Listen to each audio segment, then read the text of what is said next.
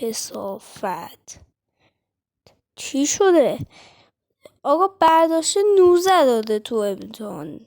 داداش دیگه از اون راحت تر که نمیتونست بگیره. امتحان خیلی آسون بود.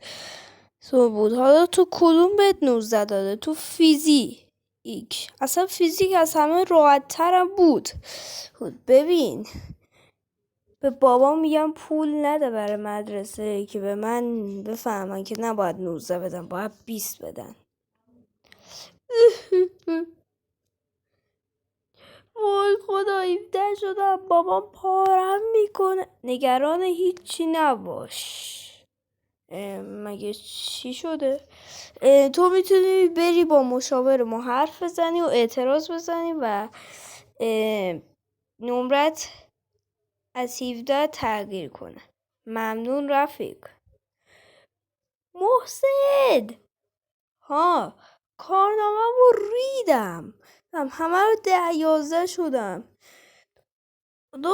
انقدر امتحان سخت بود، معلوم نبود اصلا از کجا آورده بودنش. حالا اشکال نداره. چرا اعتراض نزدی راستی؟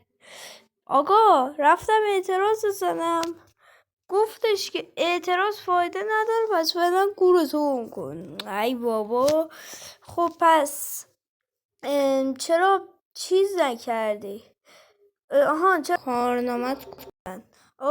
برگ آچار نداشتم، به خاطر همون.